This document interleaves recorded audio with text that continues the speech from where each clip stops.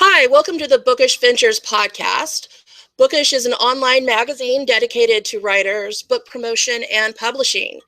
We are here today with Steve Dimon, who has written a fitness book. Steve, can you share the title of your book and where people can read more about you and find your book?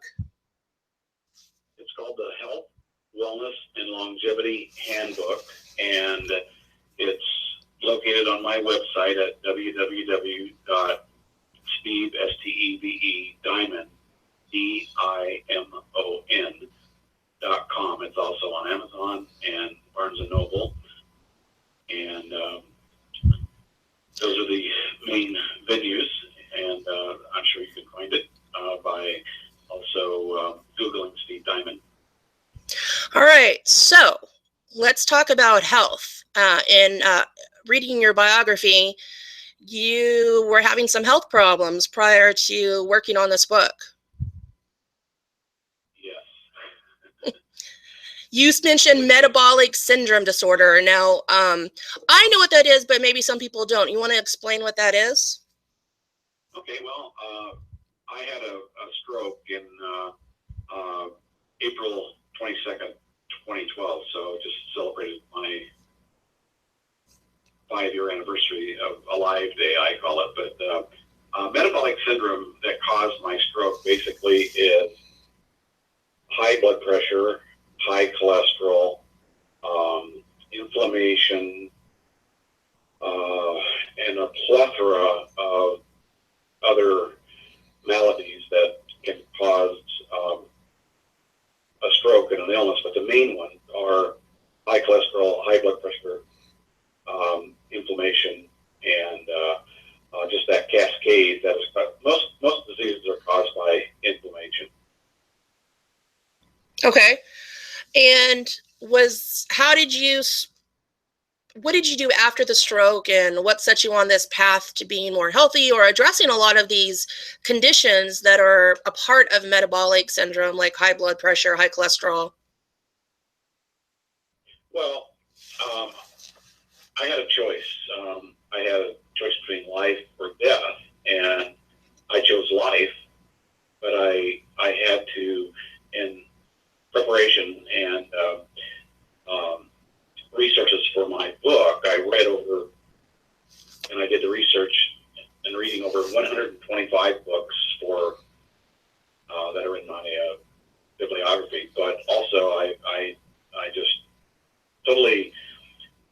I said to myself, my job is now my health to recover, and so I had to not only read all these books to do research, I had to commit myself to a healthy lifestyle. And part of that was also watching numerous videos, reading many articles, magazines, etc. And so what I say is knowledge is power, but knowledge with action is superpower. So, you just really have to re-educate yourself and really attain a PhD in self. You have to take advantage of, or you have to take control of your health. So what were some of the changes that you did? Because it seemed like you had to do a whole lifestyle change, which can be daunting for just about everybody. What are some baby steps you took to kind of set you on this path towards health? Well, the protocol that I write about in my book is basically based on diet, nutrition, exercise, supplementation, and lifestyle change. I lost over 100 pounds in about 4 months, and so the main thing was to lose the weight, to get the blood pressure down, get the inflammation down, and get the cholesterol down. And I did all that naturally. But the big thing with nutrition and is basically eating an organic diet and eating more fruits and vegetables. But it's very, very important to go organic. Organic is the key word here, a non-GMO. So there's a lot of information out there. There's a lot of public figures or television personalities bad mouthing carbs. So are carbs bad, or are some carbs okay? Because from what I remember from biology class, carbs are the primary source of energy, especially for the human brain, and actually for all animals. So are carbs something you cut out altogether, or are there good carbs people can focus on? Well, pretty much. That's one of the things that I did. I went low carb, and I believe in low carb, high fat, and moderate protein. And what a lot of people don't realize is that they can eat too much protein, and that protein will turn to sugar. But sugar is our real enemy here, and carbohydrates are just like your body metabolizes the carbohydrates just like sugar. And as I say, sugar stores this fat that raises our insulin, and so it causes insulin resistance. And I actually write a whole chapter about this in my book about the hidden sugar dilemma that is in all processed foods. And so you buy something with a barcode in a box or a bag or carton, and it basically, not only does it have GMO corn, soy, or wheat, it has a ton of hidden sugar. And when you were talking about carbohydrates, we have three macronutrients. We have carbohydrates, fat, and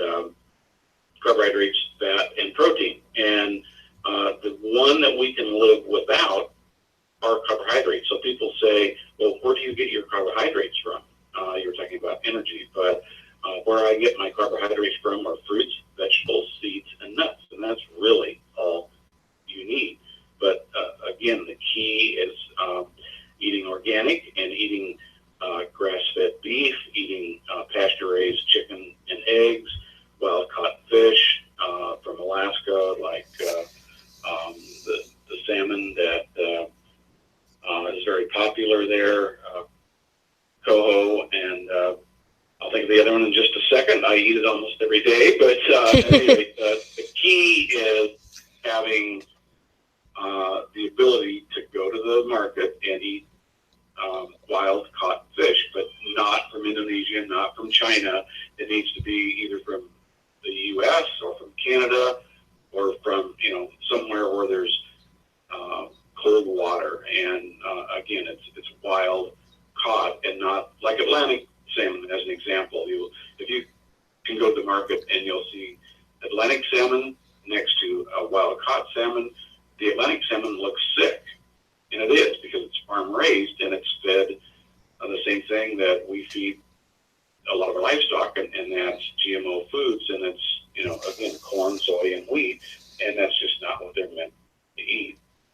On about the antibiotics and the hormones and so forth that are in the water, but it's just a travesty. So when you look at the store and you look at wild caught salmon next to Atlantic salmon, you'll see what I'm talking about, that the Atlantic salmon farm raised looks sick, and it is.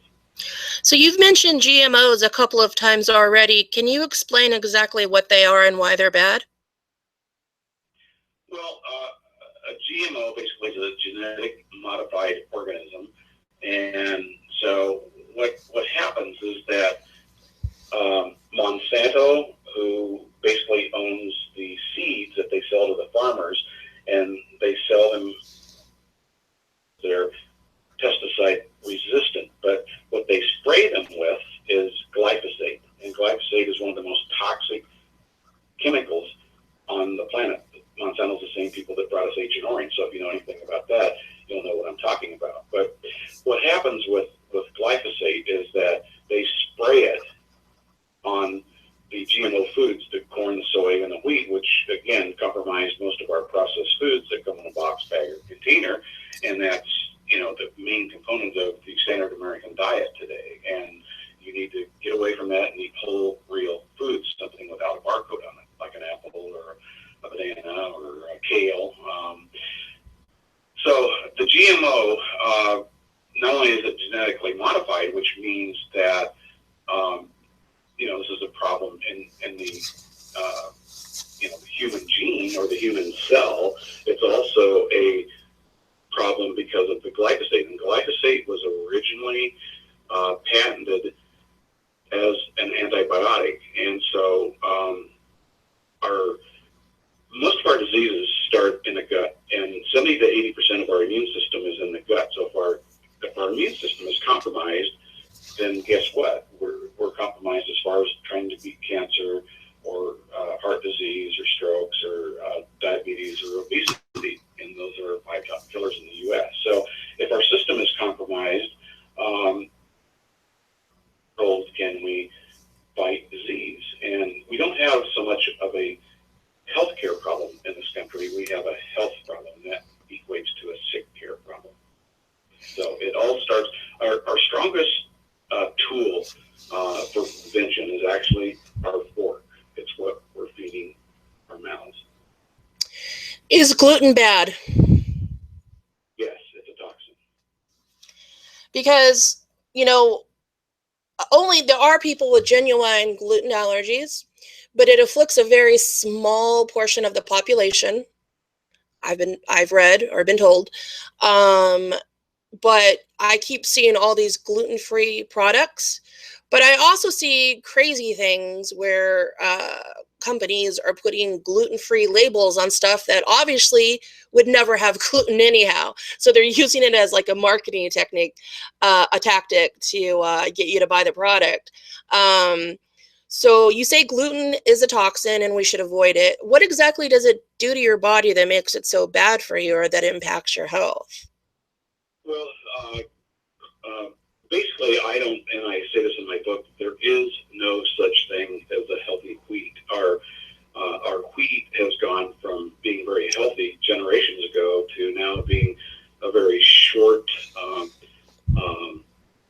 product that has been genetically engineered again, and and with the gluten that comes into your system, any toxin is bad for your system, and most toxins will cause either a gut problem, again attacking your gut microbiome and your gut health. Most toxins love fat, and so if you're eating a toxin and you're eating a processed food that has glyphosate, glyphosate is also a chelator, and what a chelator does is it binds to the toxins, and toxins love fat, and the fattiest part of our body is our brain. So we wonder why there's so much autism, ADHD, and Alzheimer's disease. This is a good recipe for the best. So exercise, how much do you recommend?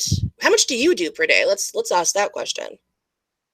Well, I work out every day, 7 days a week, and I think the key to exercise is movement. You must move, and so even if only you can walk, you need to walk at least 30 minutes a day if that's all you do. But I believe that you also have to incorporate resistance training, and so resistance training does not necessarily mean going to the gym and pumping iron. It can be push-ups, it can be pull-ups, isometrics. But I just do machines, and I do about 25 minutes a day or not a day, but Monday, Wednesday, and Friday of the machines, the resistance training. But I always do cardio every day, and so when I go to the gym, I do at least 20 minutes of cardio. We have approximately 20 minutes of glycogen build up in our livers that we need to get rid of, and until you get rid of that glycogen, you really can't lose weight. So if you're trying to lose weight, that's one of the things that you really need to do. But you cannot out exercise a bad diet, and so it's 80% diet, 20% exercise. But you do have to incorporate. If nothing else, move. You got to move.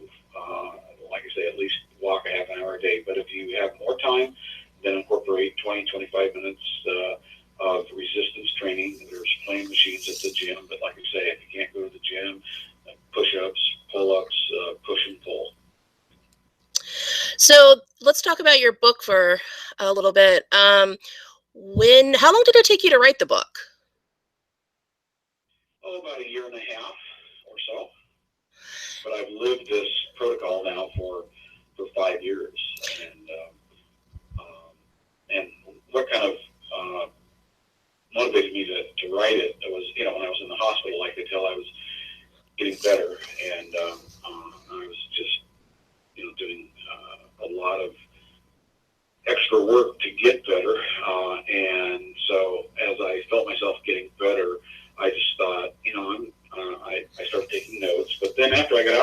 hospital, people were commenting, whether it was at the gym or at the grocery store, walking down the street, from strangers. They say, "Wow, what are you doing? You don't even look like you've had a stroke. I want some of that." So I decided to write my book, not about just stroke recovery, but about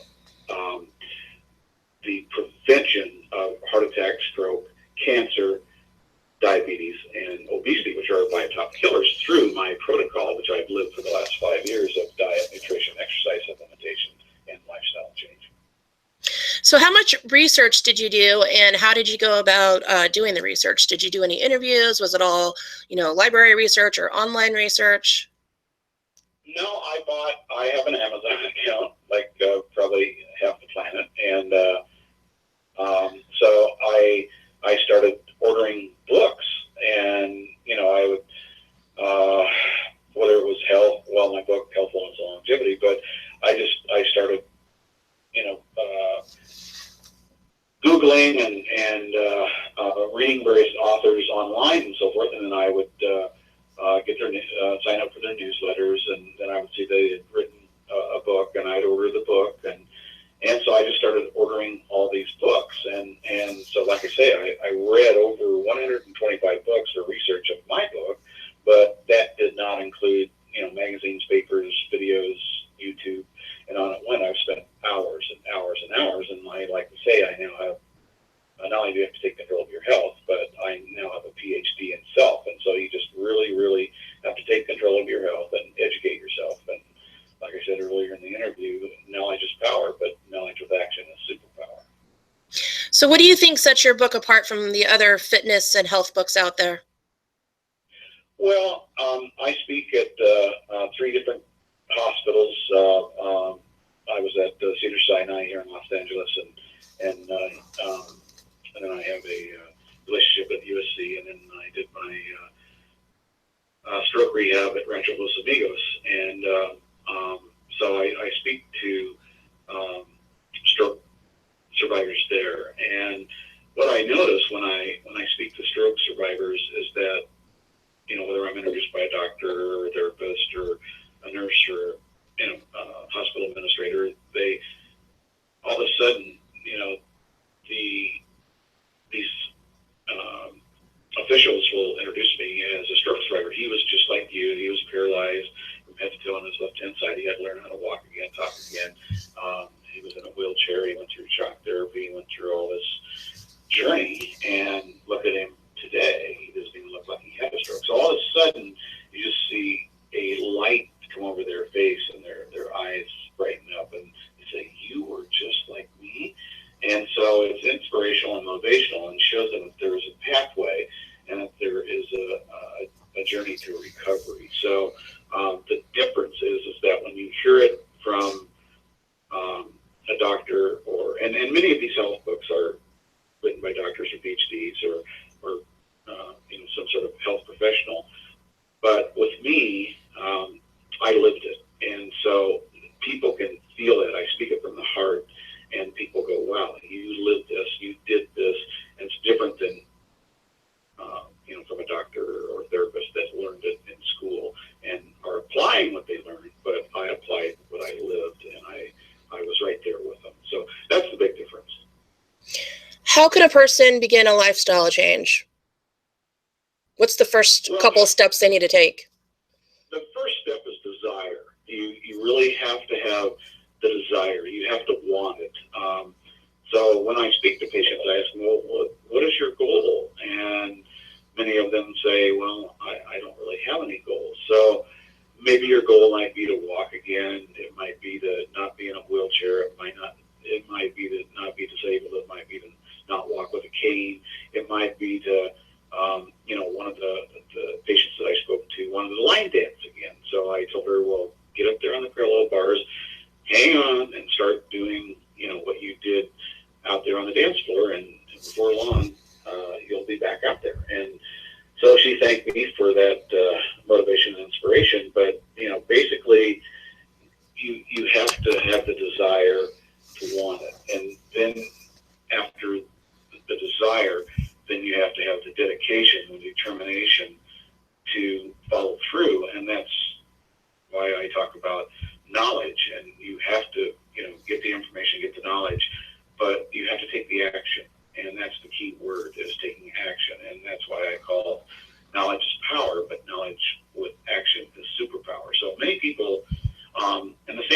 true with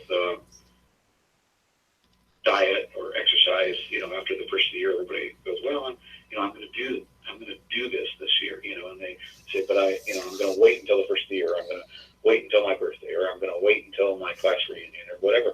And they never do it. They never take the action. So you have to have the desire. You have to want it, but then you have to have the commitment to follow through and take the action.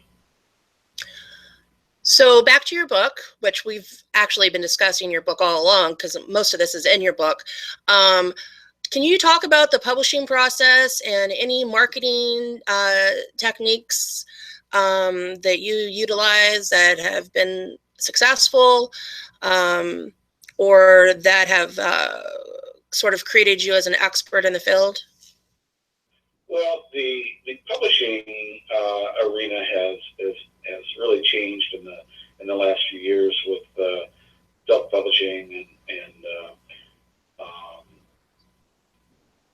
with the various avenues that are out there. What I was basically doing was, I had resigned myself. First of all, I was looking for a publishing deal, and then I had presented it to a number of different publishers, and nothing was happening. And so I decided I was going to self-publish. And so I started calling around. I had already invested in an editor. I mean, obviously, that's once you've written your book, you have to get an editor. And so I had already been working with an editor, and so then I was looking for a second editor to go beyond the first editor. And so I reached out, and again, I just started doing research online on Google and so forth, and I reached out to what I thought was a self-publishing editor, and she wrote me back and she said, well, we also publish books, and please send me your manuscript. So I did, and she read it and got back to me, and she said, we'd like to publish your book. And so I was just like, wow, this is really what I wanted. So that was in July of last year, and then the book was finally published in December of 2016. But then from that point, the publisher re-edited it, and so it went through editing 2 or 3 times, and then it was finally finalized. And you have to go through the process of doing the cover and writing the back cover. I also put together I designed the logo.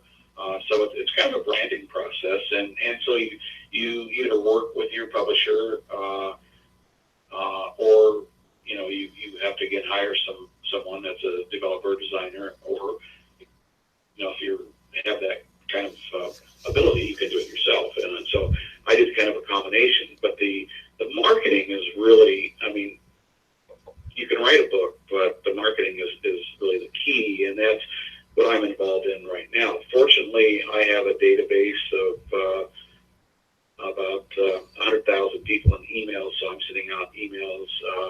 I'm on social media. I'm on Facebook. I'm on LinkedIn. I'm on Instagram. And so I have a lot of followers there. I blog. I have a website. My publisher, you must have a website today, and part of my publishing deal is my website, which is www.stevediamond.com, and my publisher included that in my publishing deal, and designed and built the website, but all the content is mine. And so, but once you have that up, you still have to monetize it, and you still have to reach out to your demographic. And so, with Facebook, you can now do demographic focused or targeted advertising. You can, certainly do that with your email. You can certainly do that on the other social media platforms. And so it's just a matter of getting it out there. I mean, if you can afford a PR or publisher, a PR firm, which generally, they want somewhere around $3,000 a month and 3-month minimum. So it can be expensive, but it's an investment in your business. And so basically, once you've written the book, then, at least what I'm doing is building a business around the book instead of the book around the business. So it's just a matter of a multitude of and a number of facets. But the marketing is the key. Just because you've got a book on your website or Amazon or Barnes & Noble doesn't mean that it's going to sell. And particularly in the genre that I'm in, the health and wellness arena, there are, just a number of books out there, and I'm competing with doctors and nutritionists and PhDs and so forth. But again, I'm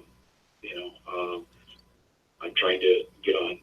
I've been on a few shows already, including this one, but it's nice to get out there on CNN or Fox or Dr. Oz or the doctors or something like that, and I'm working on that. And so once you get that exposure, and that's really the key, and a PR publicist can do that, but again, it's an investment in your business. Do you have any parting words of advice to people for either fitness and diet or for publishing? Well, in fitness and diet, we've touched on it a little bit. In fitness, basically move. Move meaning get out and at least walk a half an hour a day. But for optimal health, you really need to incorporate resistance training at least 25 or 30 minutes a day, and or 3 times a week. And as far as the diet and nutrition, you must convert to organic, wild-caught, pasture-raised.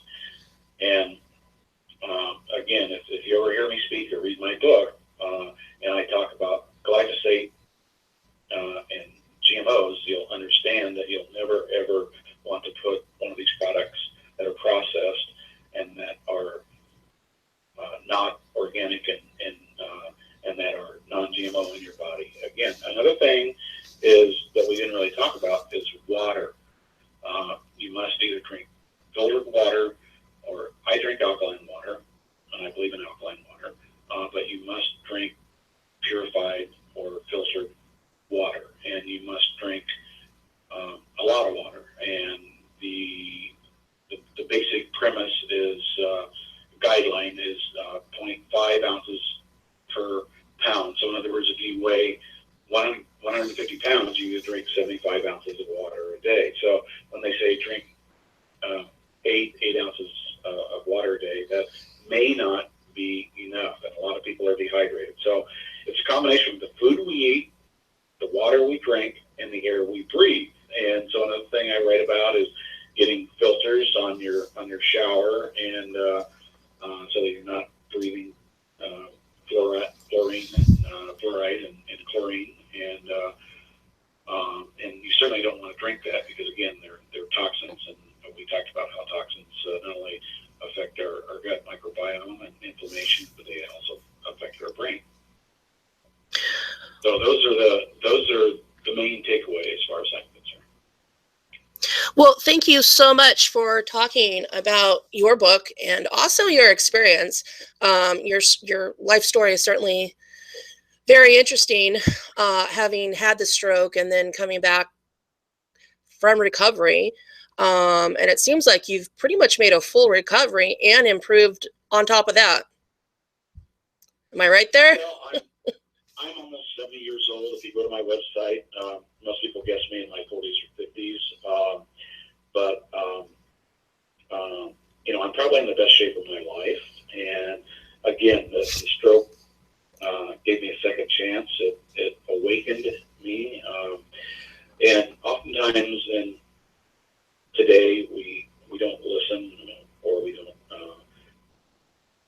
get the knowledge base that we need to become healthy. So it almost takes a life-changing or near-death experience to force you to make those changes. And so what I write about in my book is not so much the journey of overcoming, but the prevention, because prevention is the best cure. And so if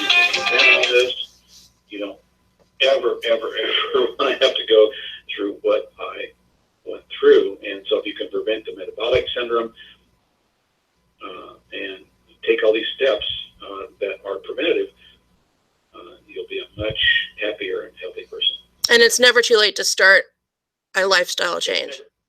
It's never too late to start. It's never too late to start. Like I say, I'm almost 70 years old, and I plan on living to be at least 100, and so I consider myself middle-aged. And